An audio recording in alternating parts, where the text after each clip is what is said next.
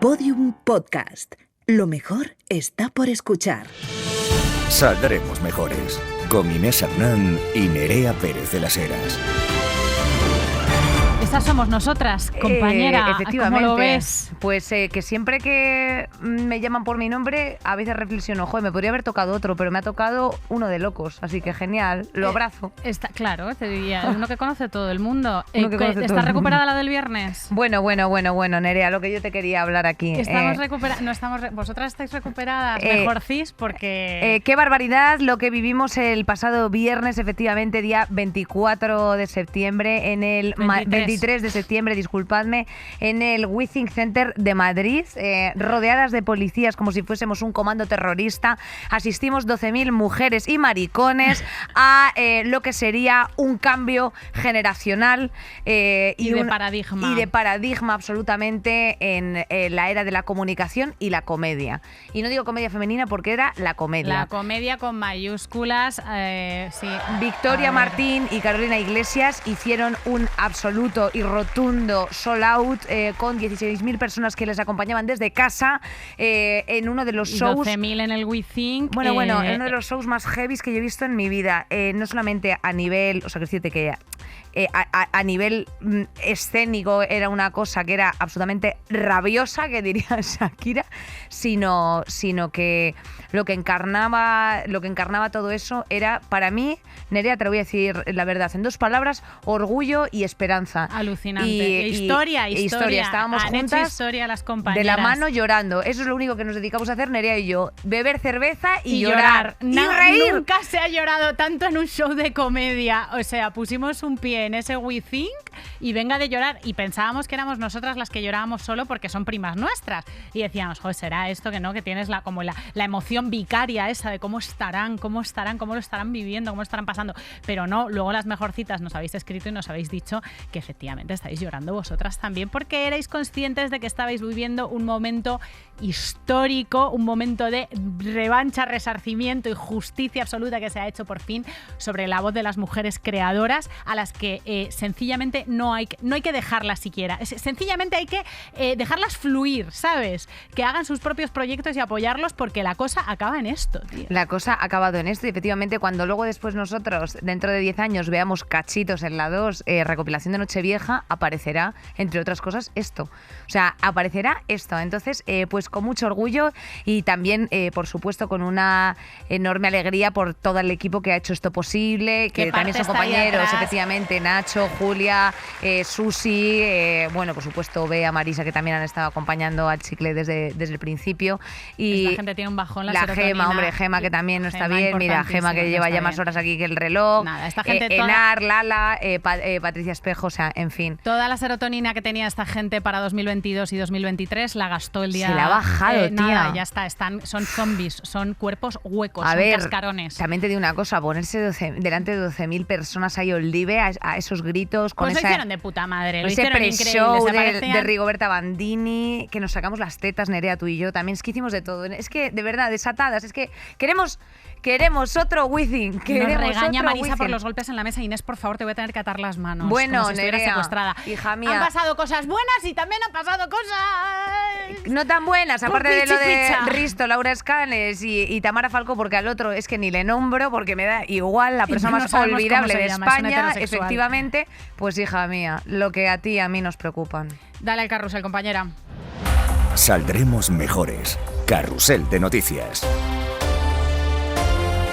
Ay, Dios mío, Nerea, ¿qué ha pasado? Sí, ha pasado lo que todo el mundo sabía que iba a pasar, que es que la coalición de ultraderecha ha ganado las elecciones en Italia.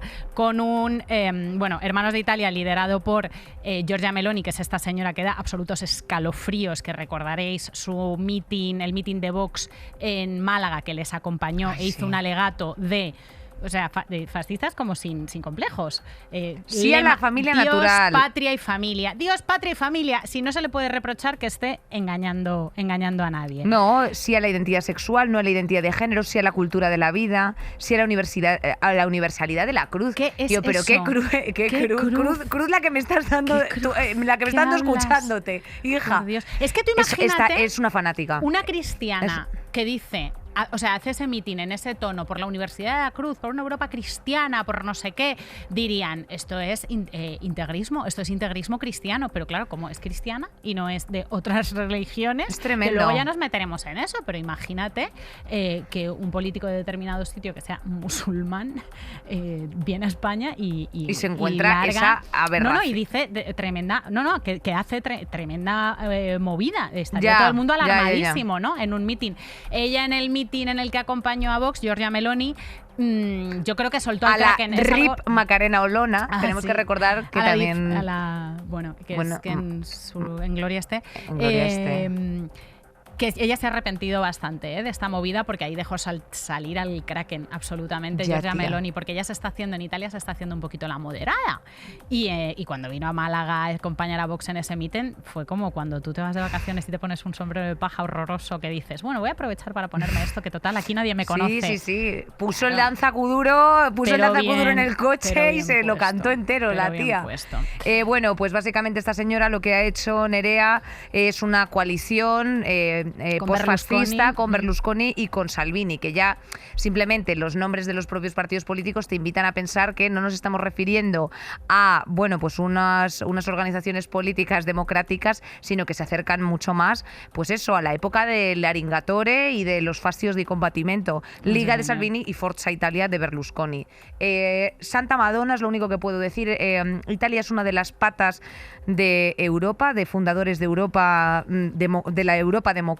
Es la tercera economía de la Unión Europea. Correcto, y bueno, pues evidentemente que esto esté ocurriendo ahí es un mal síntoma. De todos modos, también no alarmarse porque esta señora ya estaba de ministra con su escaño. O sea, quiero decirte, esta señora siempre ha tenido presencia y el resto han tenido presencia y poder directo de facto sobre las decisiones importantes de ese país, con lo cual, bueno, pues la alarma social viene más dinamitada por el tipo de discurso que, claro, evidentemente, pues ya se ha estrechado y han aprovechado un lenguaje ideológico muy concreto, sin unas medidas especialmente definidas, sino simplemente pues moviendo a través de un discurso populista a la gente.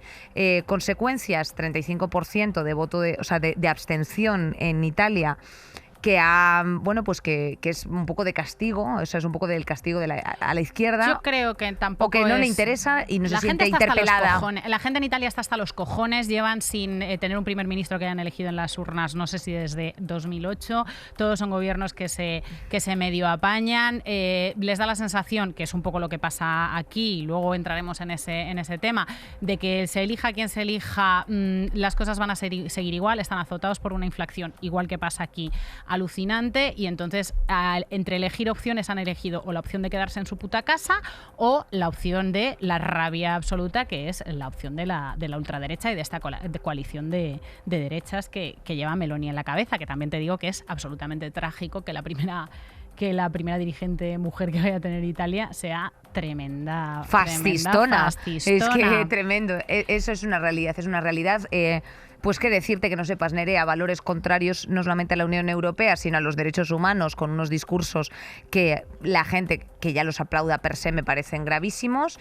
Y bueno, pues lo seguiremos de cerca, porque evidentemente tenemos un Orbán, tenemos Polonia, Suecia, Polonia, Eslovenia, Hungría, Alemania, Francia con Le Pen al 41%. O sea, ten cuidado porque esto no es ninguna cosa baladí. Y esto viene de que la gente está bastante harta, se siente bastante alejada de la política. Esto no se puede dejar caer, y también que estos discursos están siendo blanqueados a través de los medios de comunicación, y no solo de los italianos, porque nos hemos escuchado que esta gente son, nostálgicos, derecha, incluso centro derecha, algún medio les llama centro derecha. ¿Estáis flipando? Que esta señora hablaba en entrevistas de jovencita de que Mussolini era un patriota y un tío estupendo, pero ¿qué cojones estáis pensando? En serio, que es una tía peligrosísima. ¿Qué pasa? Que no lo parece. Lo pareció, y por eso decíamos que era un error un patinazo suyo, que ahí le salió pues toda la mandanga verdadera, se quitó así la careta, lo que pasó en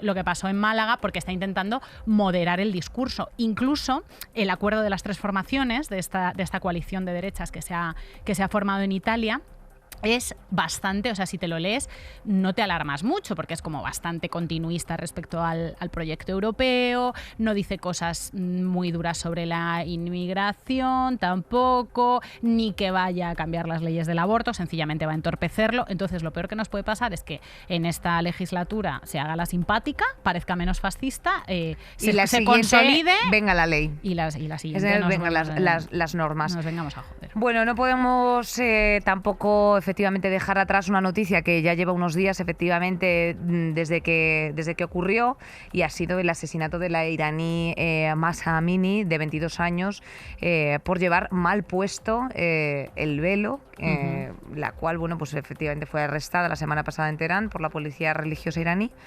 Y mientras estaba en la custodia policial fue agredida brutalmente, murió en el hospital como consecuencia de las heridas que le habían infligido.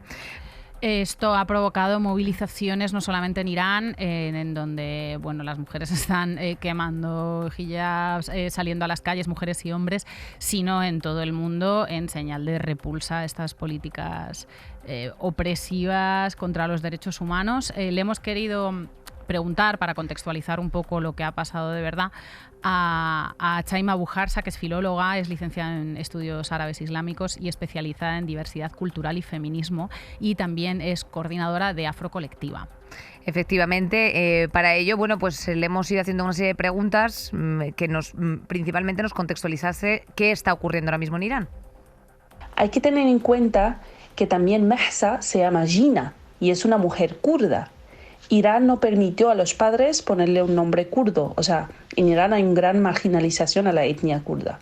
Así que Gina o Mahsa también fue asesinada por su identidad kurda, que aquí juega un gran rol, ¿no? Y no podemos olvidarlo, pero se quita esa perspectiva del debate sobre lo que pasó en Irán. Este asesinato fue como la gota que colmó el vaso.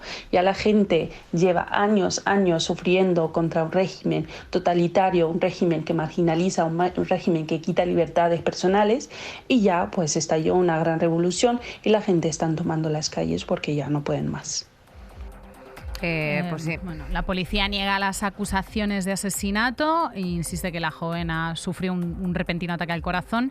Calificó su muerte como un accidente desafortunado. El presidente Ibrahim Raisi tampoco ha dado explicaciones.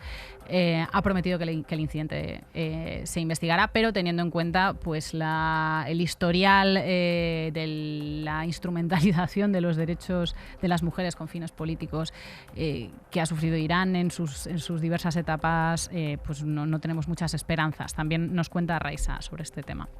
Perdón, Chaima. En Irán también es un país que lleva ya 40 años instrumentalizando a las mujeres, inventando normas que son claramente antiislámicas. En Islam no hay coacción in fe, está claro el Corán en este sentido. Entonces, este país, como para afirmar su identidad como país musulmán, usó las mujeres. Y usó el velo como forma de identidad, como forma de afirmar su identidad. Por lo tanto, es un debate político más que cultural o religioso. Eso para tener un poco más de contexto, ¿no? Volviendo un poquito para atrás, las mujeres en Irán han sido dominadas por varios tipos de patriarcado.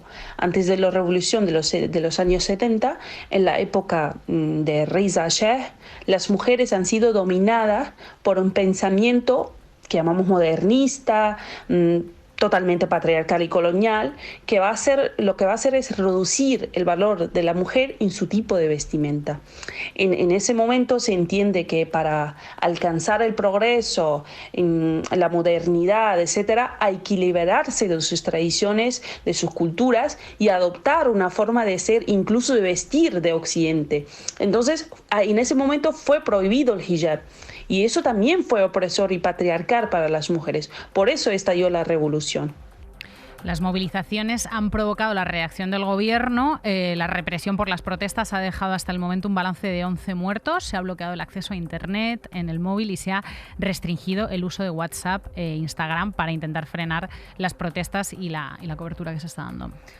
Y bueno, de hecho, precisamente hablando de la cobertura, a la hora de informar, Nerea, sobre violaciones de los derechos humanos como esto que acaba de ocurrir y de denunciar y precisamente movilizarnos, hay que hacerlo con contexto. escuchando a las mujeres que tienen esta tradición cultural y también sin condescendencia. ¿Por qué es importante el contexto desde una visión occidental? Chaima también nos lo explica. Ahora, ¿qué pasa cuando denunciamos la situación de Irán sin contexto y con una visión occidental? Ejercemos violencia. ¿Cómo? Desde ese etnocentrismo hacemos una proyección de mi criterio, de mi cultura, de mi concepto de pudor, libertad, progreso, liberación, e incluso de mi concepto de qué es y cómo debería ser una mujer feminista, progresista y libre sobre estas mujeres. Que a lo mejor nuestro concepto desde Occidente no encaja con el concepto de cómo debería ser una mujer feminista en Irán. Por eso hablamos de feminismos, porque los feminismos parten desde el contexto, usan herramientas propias, usan maneras de luchar contra el patriarcado que son propias a esas mujeres. Hay que recordar siempre que las mujeres han participado activamente en todos los movimientos de liberación popular que han tenido lugar en el país, tanto el derrocamiento del Shah como en la lucha contra la imposición del velo obligatorio al imponerse a la República Islámica de Jomeini. Yo os recomiendo, y ahora vamos a seguir escuchando a Chaima, pero hay un libro maravilloso que se llama El Shah, de Kapuczynski, para contextualizar, enterarse de la situación de Irán y no hacer juicios precipitados, y además es muy disfrutable, aunque sea un ensayo sobre política. Hija, qué leída, pues nos lo anotamos, El Shah. El último audio de Chaima. Hablando del velo, precisamente. Y muestra de ello es que hace que el mundo esté ahora mirando a Irán, pero da la vuelta a las mujeres de India, que luchan ahora mismo contra un régimen extremista hindutva que obliga a las mujeres a desvelarse y a abandonar su identidad. Mujeres en India e Irán tienen el derecho de elegir sobre sus cuerpos, así que no es verdad que el hijab oprime a las mujeres. El patriarcado, el extremismo oprime a las mujeres, el colonialismo oprime a las mujeres, el racismo oprime a las mujeres, el imperialismo oprime a las mujeres. Ayer Khalid Beydoun, un historiador que tiene un libro maravilloso que se llama Islamofobia en Estados Unidos, habló de Zainab al-Ghazali. Zainab tiene 15 años y hace 4 días fue asesinada a manos de los soldados estadounidenses en Irak. ¿Por qué nadie defiende a Zainab? ¿Por qué la gente elige silenciar a Zainab?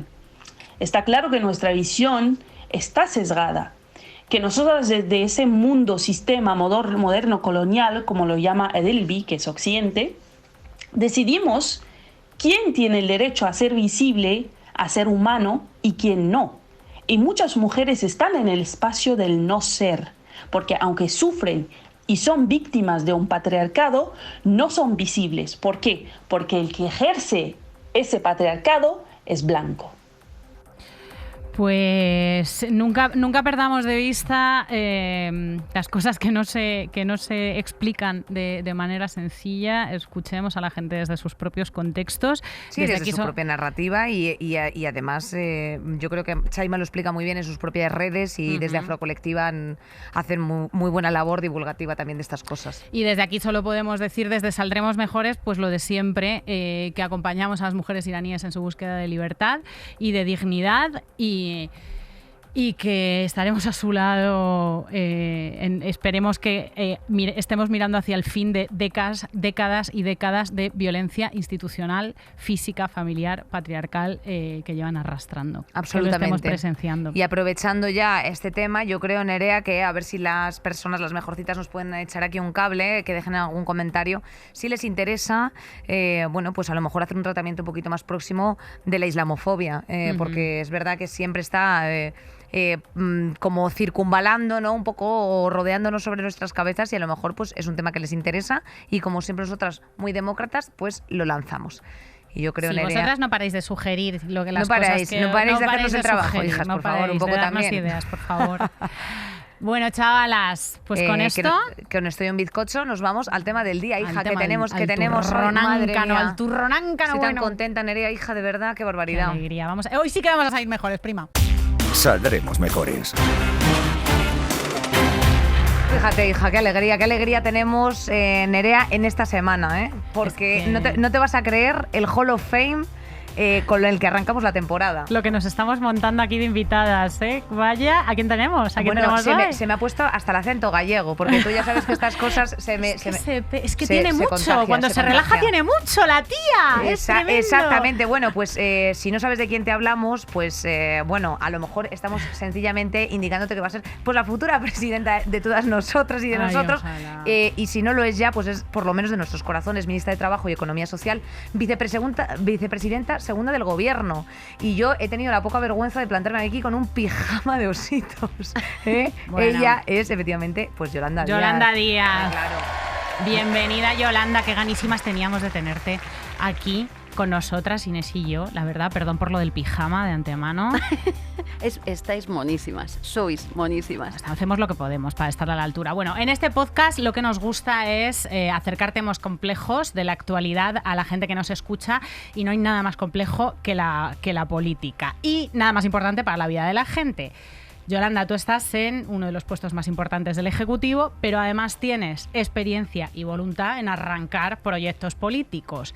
Así que esperemos que lances luz sobre algunas cosas que nos preocupan y que no nos dejan de preocupar. Vamos a empezar con el horror de esta semana. Con el horror de esta semana. Meloni, ¿cómo valoras ese golpazo? Bueno, yo creo que tenemos que ser conscientes, ¿no?, que la ciudadanía lo está pasando fatal. La gente joven está sufriendo mucho. Las mujeres estamos sufriendo mucho. Creo, ¿no?, que parte de lo que está pasando se explica porque a veces digo que es como que nos han robado el futuro, la capacidad de pensar, ¿no?, en un futuro que tiene que ser más positivo, ¿no? Aquí es donde la política opera. Mi preocupación, lo vengo diciendo hace mucho tiempo, es que hay una enorme lejanía y distancia entre la ciudadanía, ¿no?, y la política. Creo, ¿no?, lo dije con Francia, en el caso de Francia dije que la opción no podía ser entre la elección entre Macron o Le Pen, ¿no?, porque es evidente que ahí hay un montón de gentes que no se sienten representadas y que se sienten alejadas, ¿no?, de lo que piensan y lo que necesitan. Y lo de Italia, de este fin de semana, creo que todas, por desgracia, sabíamos lo que iba a pasar. Creo que toca acercar la política a la ciudadanía, a la gente. ¿Y cómo? Pues hablando de los temas y resolviendo los problemas que le preocupan a las personas, a la gente normal. La política es un problema, lo digo siempre ahora mismo, hace ruido, lía las cosas, no sirve, ¿no?, creo que a la realidad de las personas. Entonces me parece que va de esto la política, de disputar esperanzas y de que alguien piense que puede proyectar un futuro, ¿no?, que le permita vivir mejor, con seguridad y con dignidad.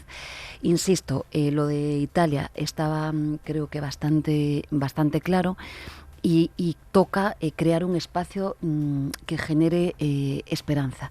La abstención de Italia habla por sí sola. Hombre, un 35% es bastante grave. ¿Qué nos quieren decir? Bueno, nos están castigando. Y una cosa que digo siempre, la ciudadanía es muy lista, sabe lo que quiere y hay que tratarla con absoluto respeto.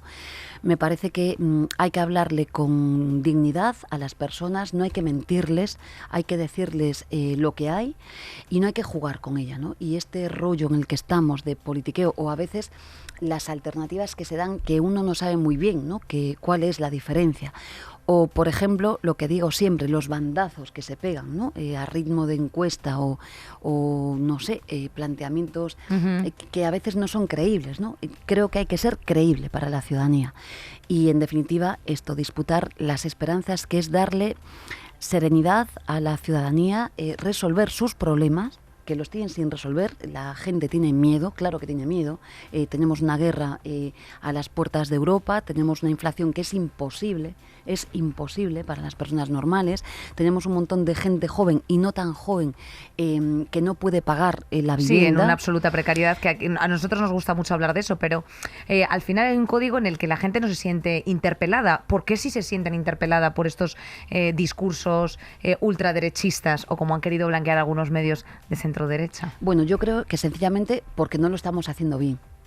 Cuando las personas no van a votar, la responsabilidad es de quien se presenta a las elecciones. Soy clarísima. Nunca me vais a ver a mí con autocomplacencia o diciendo que, en fin, no. Si la ciudadanía, como el caso de Italia, se abstiene de votar, lógicamente es que quien falla es quien se presenta a las elecciones y representa en teoría proyectos de vida alternativos.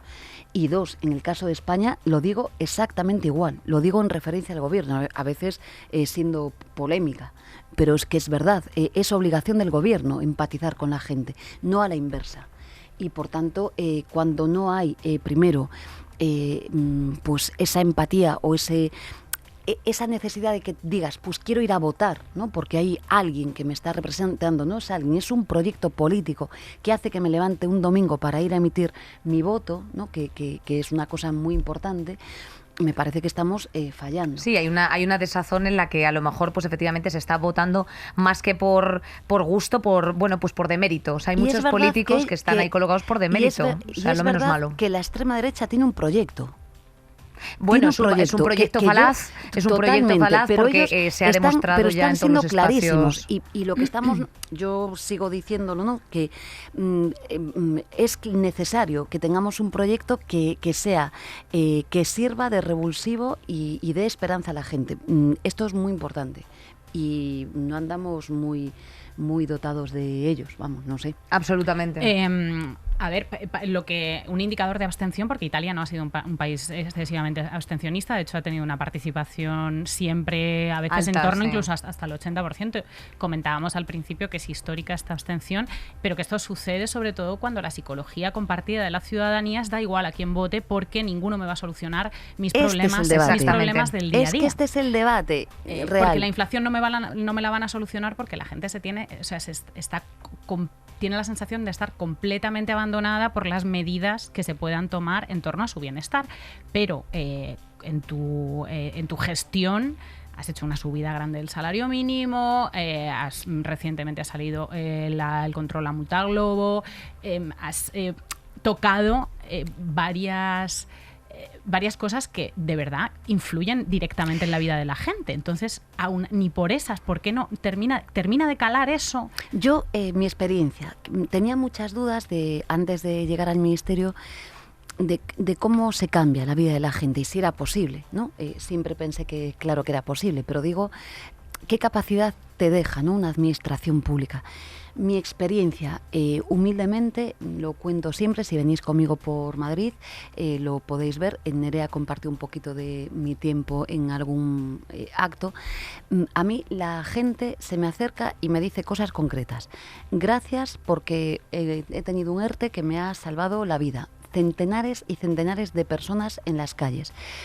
El salario mínimo o los contratos indefinidos. Es que no hay que hacer nada más. Yo creo que se trata de hacer políticas discretas y que entran en las casas de las personas y da igual a quién voten esas personas.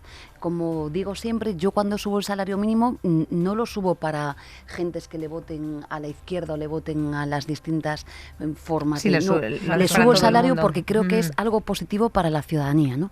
O el caso de los ERTEs, que pensad que fueron 3.600.000 trabajadores y trabajadoras y 550.000 empresas. Entonces, eso es real, es tangible, no es discurso, no es una batalla cultural, es algo real, ¿no? Esta es mi experiencia, pero siempre digo, o sea, necesitamos alma en la política, ser creíbles. Y un poco interdisciplinar en todos los ministerios. Total. Porque si luego después hay una vivencia hay follones, de absoluta precariedad en torno pues eso, a la regulación de vivienda o lo que sea, pues al final también no sé si se puede interpretar incluso como se pueda exigir una modificación incluso de la Constitución en muchas ocasiones, porque cada vez que nosotras estamos aquí leyendo cuestiones que afectan efectivamente a la política, vemos todo el rato esas concesiones que les atribuyen de competencias a las comunidades autónomas, porque eso no se está tocando y afecta a cuestiones como sanidad, educación. Las que tienen que ver con la fiscalidad, sobre todo. Bueno, yo aquí también soy clara. Gobernar lleva consigo un montón de contradicciones. Esto en la conversación que tenía estos días con Álvaro García Linera, él lo explica muy bien, también fue vicepresidente, pues sí, o tienes una mayoría muy holgada para, digamos, que disponer, ¿no?, de la posibilidad de abordar los cambios que tu proyecto, ¿no?, requiere, o vas a tener que negociarlo todo. Y además yo creo que está muy bien eso, ¿eh? Yo, aunque tuviera una mayoría muy holgada, negociaría absolutamente todo, porque creo que hay que respetar a las partes de la oposición, lo digo sinceramente. Ahora bien, creo sinceramente que junto con el paro, el principal problema que tiene nuestro país es la vivienda. Y aquí soy clarísima, es un derecho fundamental. Me consta que miles y miles y miles de personas en España, el caso de Madrid es brutal, pero el caso de Barcelona, de Valencia, de Sevilla, de Vigo, en los que pagar una renta de alquiler es imposible.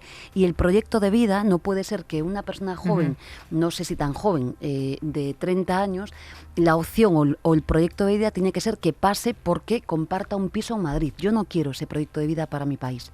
Quiero jóvenes, mujeres independientes, emancipadas, que puedan vivir con dignidad en espacios que reúnan las condiciones. Y esto hoy, con los salarios que tenemos en nuestro país, no es posible. No se puede. Por tanto, soy clara. Y aquí sé, yo negocio todo. Ahora bien, en los temas que son vitales para mi país, sí, los voy a defender como decía, vengo diciendo estos días, con toda la rotundidad, porque no es ninguna broma la vivienda. Los tipos de interés ahora también para las personas que tengan una hipoteca, la subida del Euribor, es que va a hacer imposible la vida a la gente. Por tanto, toda la negociación posible, toda la ductibilidad posible, negociarlo todo. Ahora bien, hay temas que hay que sacar adelante y la vivienda es clave. Total. Hablabas de que no solamente son medidas, que también es un discurso, un relato, hace falta un relato cultural, ¿no? Algún Total. tipo de golpe de efecto que vemos que la ultraderecha europea, de alguna manera, no sé si es canalizando y politizando la rabia, no sé si es aprovechándose de un malestar generalizado, pero de alguna manera están sabiendo instrumentalizar esa rabia. ¿Qué se puede hacer? Porque claro, estamos viendo que hay muchas medidas prácticas que acabas de mencionar y que son tangibles y que son reales e inciden en la vida de la gente, pero no hay... no hay movilización suficiente para que la gente diga... vale, ha subido el salario mínimo, ¿no? Deberían estar entusiasmados con tu proyecto político. Pero vamos a ver, la democracia tiene muchas formas de expresión. Solo se habla de una parte de ella, que es la formal y muy importante, que es ir a votar, en un país que sufrió y aún sigue bebiendo de las fuentes del franquismo, ¿no? Por tanto, sí, están en las instituciones, nos consta. Eso es muy importante. En las votar, vale, fenomenal. Pero también hay asamblearse, una serie... colectivizarse. Aquí quiero yo ser clara, ¿no? Nos pones deberes, Yolanda. Os pongo deberes. Lo hacemos siempre nosotras. Yo desde cuando aquí. dejé de ser ministra, o sea, en mi colegio de abogados, desde que era una joven abogada y estaba en la dirección de los jóvenes abogados y abogadas, ¿no?, que éramos de aquella, creo que en los colectivos en donde estemos hay que trabajar por el bien común. Por tanto, individualmente no vamos a ninguna parte. Solas no podemos, acompañadas sí. Y esto es en todas las esferas de la vida. Hay que estar en las AMPAs si tenemos hijos o hijas. Hay que estar en todos los lugares. Hay que estar en los sindicatos, quien elegís el que queráis. En todos los sitios. Pero es que solas, en un mundo absolutamente globalizado, no vamos a ninguna parte. Por tanto, digo, sí, la sociedad tiene que movilizarse. Lo digo yo, que soy ministra. Me caen a veces chuzos de punta. Lo he dicho cuando salieron los transportistas a la calle. Lo he dicho cuando salieron los ganaderos. ¿Por qué? Porque tenían razones para salir. Porque si venden la leche a un precio inferior o a pérdidas, pues claro que tienen que organizarse y salir. Y aparte, esto es constitucional. Por tanto, la democracia tiene múltiples expresiones, aunque yo ahora mismo, que soy ministra, pues no pueda ir a alguna de ellas. Me hago una pregunta. ¿La manifestación del 8 de marzo no es necesaria? ¿No es necesario que nos movilicemos las mujeres? Sí, yo creo que sí. Por tanto, la democracia es muchas cosas. Y aquí sí que soy clarísima, vengo, a veces chirrío porque vengo haciendo unos alegatos hacia la asociación del tipo que sea, porque no avanzamos.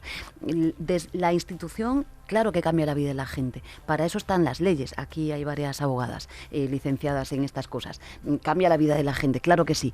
Pero la sociedad normalmente va por delante. Por tanto, vamos, alegato absoluto a que la gente a la colectivización. Se tome en serio esta materia. Nos preocupa un poco, efectivamente, que el tejido social ahora mismo cada vez esté más polarizado en la calle, o sea, porque la traducción de todo esto al final es lanzar mensajes a través de redes sociales, porque en muchas ocasiones, efectivamente, la forma de expresión que tiene la sociedad de plantear la realidad o el termómetro es precisamente pues eso, redes sociales, y ves a todos los chavales pues con unos discursos de odio, xenófobos, racistas, LGTBI fóbicos y algo que verdaderamente nos preocupa porque al final no está tampoco tanto en nuestro control, o sea que no sé si cómo podemos intervenir el resto de ciudadanos a través de un diálogo público de calidad que provea o que proporcione de alternativas, ¿no? a lo que está empezando a forjarse, porque es que esta peña, nosotros nos da mucho miedo la ultraderecha. A mí también. A mí me da miedo la inacción, la pereza y los fanáticos, y el descreimiento, Nerea. Y que claro, solo se movilizan los fanáticos. Es que o sea, da la son sensación de que fanáticos, solo se sí. movilizan los fanáticos y que el resto es descreimiento, o que los fanáticos saben agarrar el descreimiento y mientras, sí, claro, instrumentalizarlo la gente que estamos por la Ujú. colectivización y por las políticas que incidan en que todo el mundo viva mejor y por el bien común, políticas por la sociales. redistribución. Claro, dices redistribución y no levanta esos ánimos futboleros que sí levanta Dios, patria y familia, que es lo que el lema de esta señora, que se te ponen los pelos de punta, que parecen los años 30. Este es un debate complejísimo en el que ya llevamos muchos años sin saber muy bien cómo abordarlo, ¿no? Yo tengo ciertas intuiciones de cómo que las practico, que no sé si funcionan o no, ¿no? Pero tengo la intuición que polarizar con la extrema derecha y con el odio no es conveniente. Imaginaos en las sesiones de control a las que me somete a mí la extrema derecha en nuestro país. Uh-huh. Pensad desde el principio, ellas querían polarizar conmigo de manera muy cierta, ¿no? Sin lugar a dudas, y yo bajé el diapasón, es decir, no entré en el planteamiento que ni en el marco ni en la polarización que ellas querían. Y lo vengo haciendo, pues, ¿no? Desde todas las cosas que decían. Es no jugar a su juego, no jugar a emocional. Su juego. Y aunque tendría ganas, imaginaos, mis amigas a veces me escriben, me dicen, Dios mío, ¿cómo aguantas? Ante las risas, es que encima se ríen así. Claro, es brutal, claro. Entonces, ¿cómo aguantas? Sí, bueno, yo creo que aguantamos con mucha seriedad porque nos tomamos el país en serio y luego porque es verdad que irradian odio. Yo creo que la política de los afectos gana y va a ganar siempre. No nos van a derrotar. La mayoría de las personas en nuestro país no odian. Al revés, se estimulan desde los afectos y desde políticas que son positivas. El odio, como decía nuestro querido Bertolt Brecht, deforma el rostro, lo deforma muchísimo en todos los sentidos, por tanto, nunca puede ser el camino. Yo creo que la estrategia de polarizar, aún a riesgo de dar réditos electorales, como en algún momento se pensó y se hizo, lo he dicho en varias entrevistas, me parece que es peligrosísima. Yo, ya digo, es pura intuición, pero ellos pensaban que yo iba a reaccionar así y no lo he hecho ni lo voy a hacer.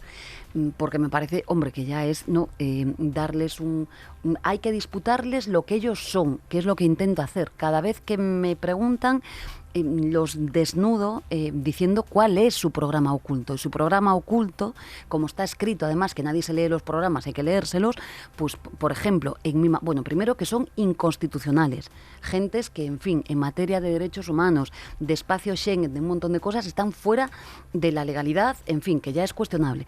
Pero en mi materia, personas que nos dicen que quieren privatizar las pensiones, que quieren contratos basura para los jóvenes, ¿no? Estos lo dicen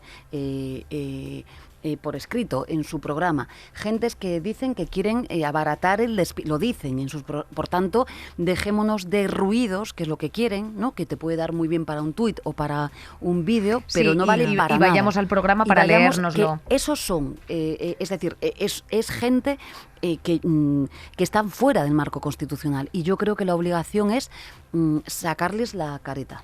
Absolutamente. O sea, que la estrategia es no entrar en la emocionalidad. Yo no entro en la emocionalidad, aunque tengo que respirar. No entrar en la emocionalidad, pero un poco sí, en tanto en cuanto nosotras, por ejemplo, aquí nos tenemos que remangar y meter en el fango para, por ejemplo, desmentir fake news que se dedican todo el rato a promover. O sea, sí. Decirte, los espacios en los que están en coalición con el Partido Popular en algunas comunidades autónomas, es que simplemente dices, acudes a las medidas que se han ejecutado por parte de esta gente, y es que no se ha ejecutado nada. ¿Sabes a qué me refiero? O sea, que luego después, encima, lo llamativo es que están pidiendo un voto para el vacío, para la nada, ¿no? Entonces, claro, luego es un extraño marketing, pero claro, es un marketing que se mueve en lo ¿qué emocional. hace aguas? Porque no son políticos, o sea, porque son sensacionalistas, es gente que busca una puerta giratoria, busca pasar el cazo, buscará lo que sea, y luego hay el bloque fanático, que esa es la peña que está demente. Pero bueno, Yolanda, no queremos amargarnos, sino los afectos ganan siempre al odio.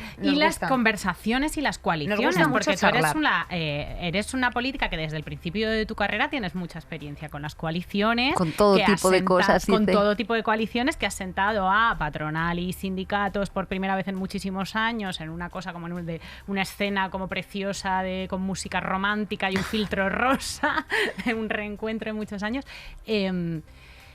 ¿Cómo? O sea, te pasas la vida negociando. Sí, nosotras nos todo interesa. El día, sí. Hombre, la ley vocacional, el derecho laboral es claro, desde que pones la papeleta de conciliación hasta la fogasa. Tu seña absoluta de identidad, tu seña absoluta de identidad. Sobre todo porque creo también aquí que esto ha cuajado. Cuando yo empecé a hablar del diálogo, y incluso dentro del gobierno no entendían que iba súper lenta, pues claro, es que dialogar es mucho más lento. Lo fácil, ya lo digo siempre, es hacer Pedro Sánchez te sonríe, Yolanda, esto es una realidad. Está tranquilo contigo al lado. Lo fácil es, pues ya está, hacer una norma y se acabó. Dialogar es más complicado. Pero creo que ya ahora el país entiende que esto es positivo. Creo también que desde la pandemia no hacer política basada en el ruido, bueno, yo veo que hasta hay políticos que ya han cambiado. ¿Qué quiero decir? Que lejos de derrotarnos, vamos haciendo pedagogía, ¿no? Me parece que esto. Entonces, ¿qué hay que hacer? Primero hay que querer negociar. Es decir, tú tienes que tener voluntad de tomarte en serio una negociación. Esto está claro, que es, claro, como decía Inés, es que yo vengo de este mundo, me paso la vida negociando. Y además defiendes a trabajadores y a trabajadoras que se juegan la vida, por tanto, no es ninguna broma. Pero primero hay que querer. 2, en la medida de lo posible hay que querer llegar a acuerdos. Yo, mi experiencia también en la vida y en la política es que escuchar al otro y a la otra es importante, porque aprendes. Yo no estoy, no me lo sé todo, tengo muchísimas dudas. Lo que más me gusta del presidente Boric es que duda, y es un tío y dice, pues sí, yo tengo dudas, en fin, ¿no? Esto me parece que es fundamental, porque el ser humano que diga rotundamente que es que lo sabe todo y que está segurísimo de todas las decisiones que toma a diario, yo no. Soy insegura, me lo pienso 1000 veces y me gusta escuchar y sobre todo pensar si la otra persona pues igual está planteando cosas que son sensatas, ¿no? Y luego intentar llegar a un acuerdo. En los acuerdos siempre hay que ceder, no hay vuelta de hoja. No va a ser ni para ti ni para mí, pero es que entre nosotras tres, si nos sentáramos a negociar, no sé... Pues yo tengo una negociación que hacer. No es precisamente trabajadora por cuenta ajena, pero sí por cuenta propia. Es tremendo. Autónomos, ¿qué hacemos con esa melonada? Bueno, pues mira, la melonada de los autónomos son 3.164.000 en España. Es que somos muchísimas, Nerea. Aquí tienes a dos. Si yo conozco este mundo que... Yo vengo de un despacho de abogadas, en fin, y este mundo es muy importante. importante en nuestro país. Y además yo defiendo que haya proyectos autónomos, como está habiendo, como los vuestros, que son importantísimos, que están cambiando la vida de la gente. Y que emplean a Y que mucha, porque emplean a mira, mucha las gente. Eso es lo que hay mejorcitas, detrás como de lo la tenemos. pecera, Ahí comen está. de Entonces, nosotras. en el Es que mundo también de son los- autónomas. En el mundo Estáis de los- casi ah, no. empleadas. Hay una que no, tiene un contrato. ¿Ah, no? Bueno. En el mundo ¿Falsas de autónomas? Hombre, si es el momento de decirlo ahora. Falsa autónoma, no, por favor, ¿eh? No. hombre. Pero en este tema, acabamos de aprobar la estrategia de del trabajo autónomo, ¿no? Y ahí hay un montón de temas. Yo comparto esto, la parte importante, una parte importante que tiene que ver pues con la formación, con el emprendimiento. Por ejemplo, ahora mismo, aprovecho, estamos defendiendo proyectos de desarrollo autónomo con financiación, con recursos públicos y también con estudios de viabilidad, como se le hace, por ejemplo, a un trabajador o a una trabajadora normal, es decir, que los podamos asesorar, que podamos hacer auditorías para comprobar si ese proyecto es viable. Bueno, esto hay que hacerlo, pero en el trabajo autónomo queda todo por hacer. Sí, las cuotas queda- estaba la gente un poco atascada, que yo sé que no es de tu competencia. No es de mi competencia. No es de tu Estarás competencia, Se pero... han organizado en lucha autónoma, esto estarás encantada porque es gente organizada. Sí. Yo quiero que se organice todo el mundo. Gente sí. organizada, hablándose entre sí, reuniéndose y haciendo sus manifestaciones. Pero es que son las cuotas, es que yo creo que hay que mejorar la prestación por cese de actividad. Fijaos, en pandemia, por primera vez en nuestro país, esa prestación por cese de actividad que en los despachos de abogadas era imposible usar porque acababas en pleitos, misión imposible, ¿no? Conseguimos que por primera vez 1,5 millones de personas autónomas, que son la mitad de todo este colectivo, tuviera una prestación por cese de actividad y las cotizaciones sociales también se vieran cubiertas. Es verdad que era una prestación humilde, pero es verdad que fue la primera vez en toda la historia de la democracia que esto pasó, ¿no? Igual que los subsidios para desempleos. O igual que las recientes regulaciones para las empleadas del hogar. Por ejemplo, entonces, que pero es ahora bien, importante. en situación ordinaria yo creo que hay que mejorar la prestación por cese de actividad, creo que hay que ir caminando hacia la igualación de derechos en el trabajo autónomo. Y en el trabajo por cuenta ajena, total. correcto. Lo digo siempre, cuando yo era abogada, la pregunta que me hacía es muchas veces, ¿cómo concilia una persona autónoma? Yo conciliaba porque vivía mi madre. Vosotras hacéis más horas que el reloj, igual que en cualquier despacho de abogadas Y o en lo que sí, sea, sálvese más quien horas pueda. que el reloj. ¿Cómo se concilia? En las mesas de trabajo autónomo lo pregunto y hay un grupo específico para eso, porque yo acepto ideas, ¿eh? ¿Cómo demonios hacemos en trabajadoras autónomas, que la mayor parte son ellas mismas, o en el mejor de los casos 400.000 tienen alguna persona contratada? ¿Cómo hacemos para que esas personas concilien? Buena reflexión, hay que hacerlo. La prevención de riesgos laborales, que hemos dicho que a partir de ahora igualación absoluta. ¿Cómo lo hacemos? Este tema es principal. Somos un país en el que el peso del trabajo autónomo es muy importante. 3.164.000. Casi tantos como funcionarios, ¿eh? Son muy importantes. También es verdad que ahora mismo tenemos más personas autónomas, más afiliadas que antes de llegar nosotros al gobierno. ¿Y por qué es esto? Frente a una crisis brutal en la que cayó el PIB 11 puntos, porque desplegamos políticas públicas diferentes. Pero Absolutamente. Este tema Y es porque muy también importante. y porque también hay como una desidia, yo que trabajo mano a mano con gente muy joven, o sea, con toda la generación Z, hay una desidia generalizada en torno al tema empleo, ¿eh? O sea, quiero decirte, el año pasado había un 30% de desempleo juvenil y eso...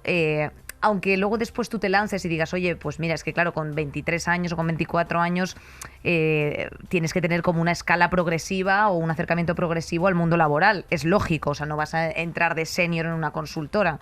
Pero sí que es cierto que hay una desidia en la que ya no hay el miedo que había inicialmente o que, por ejemplo, mi generación ha vivido de precariedad, de escasez, de tal. O sea, ahora mismo la gente le da igual cambiar de trabajo porque aunque las condiciones que se pongan por parte del gobierno sean favorables para esos empleados, luego los empresarios de facto cometen muchas irregularidades que no todas son perseguibles, ni todas ni todas se denuncian. O sea, quiero decirte que al final, para luego acumular una cantidad de pruebas que te lleven a un Yo aquí, arbitraje, es otro rollo. La lucha por el derecho. la ciudadanía tiene que exigir normas, pero ellas tienen que ejercitarlas. También tienen que educar al propio empresario, claro. En mi despacho me enfadaba mucho con los trabajadores y con las trabajadoras porque o no interponen acciones, o tengo miedo, o no sé qué. No, mire usted ahora mismo, ahora está pasando, ¿no? Que con las normas que hemos hecho, pues gentes que ganan, pues claro, pues para eso están las leyes, pero te toca a ti ahora ejercer. Ahí estamos, la ciudadanía, es eso también. Si a ti tu jefe o tu jefa o un algoritmo te está penalizando por horas extras, no te está pagando tu salario, te paga por debajo del salario mínimo. No te paga las prácticas, que ya te las tiene que pagar. Esto vamos a sacar ahora el estatuto de las prácticas. Se acabaron las bromas de 0 euros o de 24 euros. Esa broma de eso sí que son falsos becarios y por bueno, cierto, eso es explotación laboral, o sea, que cuando tú ya empiezas... Y por tanto, esto tiene que ser expulsado de nuestro ordenamiento jurídico. 100%. Bueno, pues ahí hay que interponer acciones. Y además siempre les digo a los trabajadores y las trabajadoras que lejos de lo que se piensan es la manera de hacerte respetar en una empresa. Tú en una empresa tienes que ser una buena profesional, cumplir con tus tareas. Ahora bien, los derechos están para ser cumplidos. Y forma parte de la responsabilidad que tenemos. Esto digo porque ejerciendo como abogada echaba broncas, ¿no? Pues eso, es que no quiero reclamarle las horas extras porque no sé qué me va a hacer. No, mire usted, reclame las horas extras, que es su derecho. Esta es la clave. Y si, por ejemplo, le están pagando por debajo del salario mínimo interprofesional... Es que no sé por qué tenemos que ir con vergüenza cuando no, es efectivamente... miedo. Es que no es vergüenza, es miedo. Porque tenemos un país, hablábamos antes, en el que hay una cultura de resignación respecto de ciertas cosas que no puede, por supuesto que no puede ser. De miedo, o sea, yo creo que la gente quedó psicológicamente traumatizada después de la crisis del 2008 con un terror que claro, se han lanzado en masa a los brazos, por ejemplo, en la Comunidad de Madrid, de una posible presidenta de la Comunidad de Ayuso que les decía, vais a trabajar a toda costa en medio de la pandemia, ¿no? Y dices, qué lógica te lanza a los brazos de alguien que como gestor público, en vez de protegerte, te dice... A currar y dices, bravo, a currar. Creo que eso es parte de un terror. Creo que eso es parte de un terror compartido. Primero, aparte de esta desafección y esta desidia alrededor de la política, es porque un lugar común que se utiliza, aparte de todos son iguales, todos son corruptos, a nadie le importamos, es gobiernan para las empresas. Bueno, es que concretamente como en la multa Globo demuestran que hay proyectos políticos que no gobiernan para las empresas. No, eso, o sea, yo la negociación de la ley Riders, creo que esa mesa de diálogo social, lo digo de broma con Joaquín, el secretario de Estado, fue de las más difíciles, porque pensad que estamos hablando de grandísimas multinacionales que no son broma, y Joaquín y yo decimos de broma siempre. De esa negociación salimos vivos. Entendedme lo que estoy diciendo, pero broma ninguna. Lo de Globo, broma ninguna. Ahora bien, la ley se cumple para las grandes multinacionales y para las pequeñas. Un ciudadano normal, lo digo siempre, si nosotras, pues no sé, tenemos una pequeña infracción de tráfico, lógicamente, pues la ley cae sobre nosotras. Pues esto es exactamente lo mismo. Y además digo más, estas grandísimas empresas deben de ser especialmente ejemplares, porque de esto va la democracia y el Estado social y democrático de derecho. Por tanto, bromas ninguna. Y es verdad, parte de la desafección es que si no hay diferencias en los proyectos políticos y más o menos si uno no sabe decir bien quién le representa, es que vamos mal. Hablo de Italia. Por eso creo que sí, que hay que hablar claro, que hay que dar discursos serenos, pero que te entiendan. Que yo siempre lo digo, sé muy bien de dónde vengo y a quién represento. Lo tengo clarísimo, no me voy a confundir. Y si no se me quiere, me voy a mi despacho y sigo haciendo mi vida tan feliz o más feliz que incluso que porque tendré mejor calidad de vida, no por nada más. Bueno, pues yo creo que esto es lo que necesitan la gente. Y luego, claro, si tú ves, ¿no?, que hay espacios públicos en los que pues efectivamente gobiernan las empresas, pues hombre, pues no puede ser, ¿no? Pero, en fin, no todo el mundo es igual, sin lugar a dudas. Y en una línea que va a ocurrir el año que viene, que está todo el mundo diciendo, madre mía, el 2023, como si eso fuese una especie de terror nocturno, de recesión, ¿qué va a ocurrir? Aparte de que hay elecciones y que ya nos tendrás que decir a dónde hay que votar. Bueno, yo como soy prudente no quiero lanzar mensajes catastrofistas. ¿Pero nos vamos a la mierda o no, Yolanda? Yo creo que va a depender de, bueno, sustancialmente de lo que pase, lo decía estos días, ¿no? En Alemania podemos estar en un contexto de recesión o no, o de recesión técnica. Es decir, ¿puede haber un desplome y esto cómo nos va a afectar? Pues nos puede Nosotros afectar. tenemos como mucha deuda pública, ¿no? También creo. Sí, pero más allá de la deuda pública y de esa niebla, ¿no?, que pesa sobre nosotros, que no nos permite ver lo que yo como ministra de Trabajo tengo una previsión, ¿no?, más o menos de cómo va a ir el empleo de aquí a diciembre.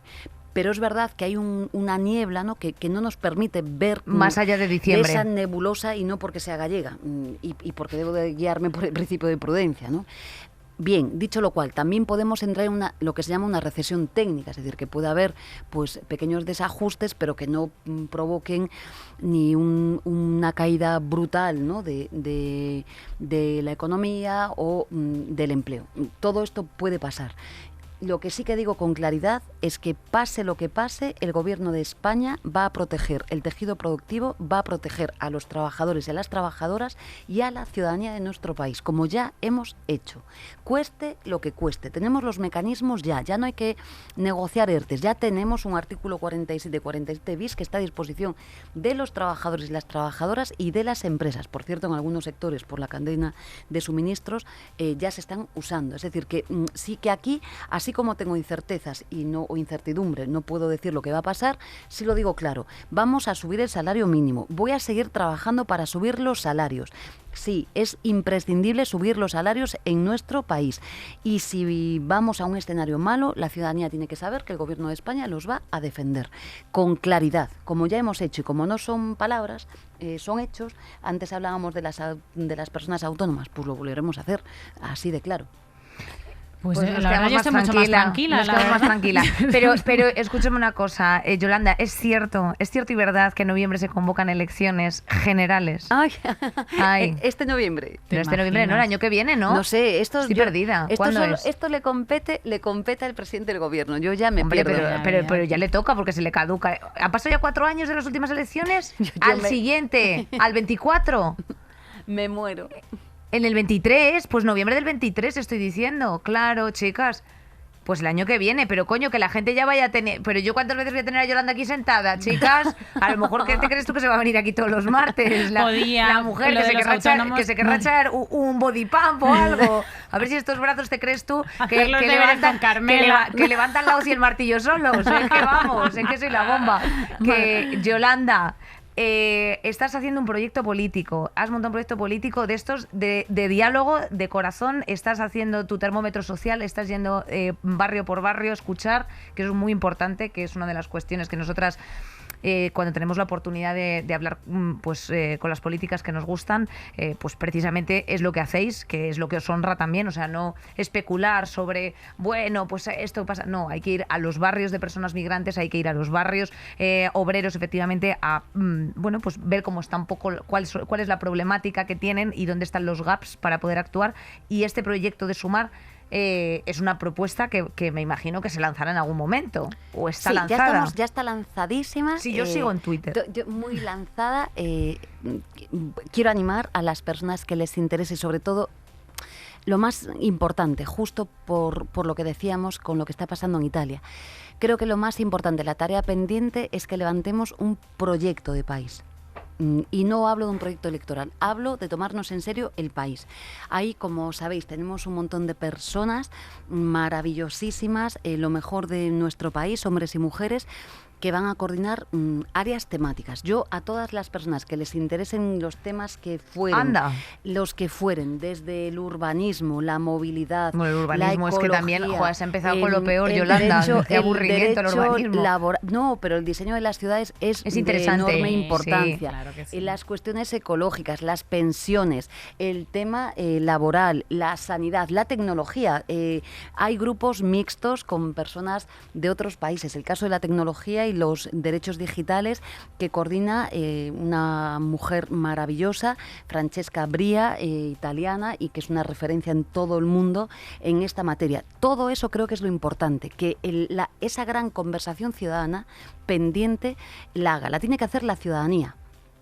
eso es lo que tenemos que hacer, pensar bien el país, hacerlo en positivo, no desde el ruido ni desde la bronca, sino sentarnos, discutirlo, pensar lo que queremos hacer y de verdad. Y además es que es posible hacerlo. Mientras tanto, vamos a hacer un montón de escuchas. El siguiente escucha no me dejan decir a dónde voy, pero no paro de ir por los sitios adelante. Que nos sigan en redes sociales. Mi experiencia es muy positiva. Es un escucha en el que yo escucho y la protagonista es la ciudadanía, que dice lo que piensa, lo que va a hacer, lo que debemos hacer, las críticas de lo que hacemos mal. En fin, que el protagonismo es ciudadano. ¿Por qué? Porque creo, lo decía Nerea al principio, acerca de que tenemos que emprender procesos de movilización, hay que crear un enorme movimiento ciudadano. Somos la mayoría social, no tengo ninguna duda. Y el proyecto es de la gente. Yo soy una más. Y además no tengo ningún rollo de estos mesiánicos, ni quiero salvar a nadie, no. Es la ciudadanía la que hace posible cambiar las cosas. Y por tanto, sí, estoy ilusionada, mi experiencia hasta ahora es muy positiva y creo que, en fin, que es posible. Estoy lanzando también esto en Europa con un movimiento ciudadano progresista y verde. Creo que hay que llegar más allá, ¿no? También de nuestro país, y me parece que es posible hacerlo. Animo a todo el mundo, quien quiera participar, en sumarfuturo.info, lo puede hacer a través de la web, puede también ponerse en contacto con los equipos temáticos y en los escuchas que haga públicos, pues también. Pues habla aquí... pueblo, habla, que diría Jarcha. No, exacto. No habías nacido, por Dios. No había nacido. Sí, no había nacido. Pero si bueno, y tampoco había nacido cuando no escribía Marx y me he leído Marx. No controlaba los esfínteres. No, yo no. Eso es de los tiempos de mis padres. Es que es fuerte. Pues Sumar, un proyecto, se puede decir, propuesto desde arriba, pero que se construye desde abajo. Eso Ay, es, qué bonito, qué bonito. Aquí mi comadre y yo, que siempre os estamos animando a que os colectivicéis, y vosotras nos escucháis en el metro y decís, pero ¿cómo voy a hacer eso? Por Dios bendito, si no me da tiempo ni a quitarme el rímel. Pues esta es una manera de colectivizarse que puede estar muy requete bien. Efectivamente. Yolanda, te estaríamos escuchando bastante más rato del que tenemos. Y donde darte besos, porque a mí estos colectivos, luego después anda que yo no me he encontrado a mí los besos me en las manifestaciones de vivienda algún pies negros que le he dado yo unos besos, anda. Algo te lleva siempre. Los besos son fundamentales. Ay, es que mira, es que lo promueve. Yo promuevo besos total. Hay que quererse, vamos, sí, porque, en fin, desde el odio, nada. No sale nada bueno, sí. Qué lindo. Bueno, pues a Sumar Nerea, y a ¿qué Sobar, hacemos? ¿Qué hacemos? Que nos irnos, si me queréis irse. Nos tenemos que ir, compañeras. Es que nos tenemos que ir ya. Qué bajón, a mí me ha dado mucho bajón despedirme. Yolanda, estamos infinitamente agradecidas. Esperemos que este mensaje, desde el amor, desde el cariño y desde el compromiso, pues llegue a todas las mejorcitas que nos escuchan cada semana, y que son muchas también, y que se movilizan bastante, las sinvergüenzas. No, es que esto también es una forma de movilización. Bueno, eso lo sabemos, y les ponemos la cabeza con un bombo. Hacéis un trabajo, de verdad, lo digo, fundamental. Por tanto, la que estoy encantada de estar aquí soy yo. Ay, es verdad, es al revés. Y os doy las gracias. Y sí, esto también es una forma de movilización. Es que parece que la gente, cuando se habla de movilización, es que tenemos que estar en las calles con pancartas. No, estamos en el siglo XXI. Hay maneras de organizarse también desde lo digital. En fin, cuántas cosas hemos hecho ya, ¿no? Desde lo digital. Absolutamente. Y yo a las chicas aquí apelo a toda la inteligencia feminista de este país, que lo está cambiando todo, vamos, que un paso adelante, sí, y que sumemos todas las chicas de nuestro país. Upa Dance, pues efectivamente. Es inteligencia feminista, a currar, venga, a movilizarse, aunque sea en la comunidad de vecinos, en las AMPAs. Y quienes han currado por aquí, pues mira, siempre tenemos a Virginia, del equipo de Yolanda, que ha venido también, al compañero que está ahí de brazos cruzados, efectivamente, vigilando que todo vaya bien, y por supuesto nuestras queridas Marisa Terci, Gemma Jiménez Bea, Polo, Sara Luque, tenemos por aquí también, ahí están mis niñas, la Julia y la Nacho, que tiene una resaca emocional del chicle, hija, que es que también aquí compartimos equipos. Está blanca como la pared. Es que están, yo qué sé, y a Yolanda Díaz, pues gracias y suerte. Gracias por la cuenta que nos trae, suerte. Te queremos mucho. Y a mi compañera Nerea, pues un corazón que te está dedicando. Venga. Hija mía, que hasta la semana que viene mejor. A comer una napolitana vegana, hombre, ya está bien, que es que vamos. Saldremos mejores. Con Inés Hernán y Nerea Pérez de las Heras.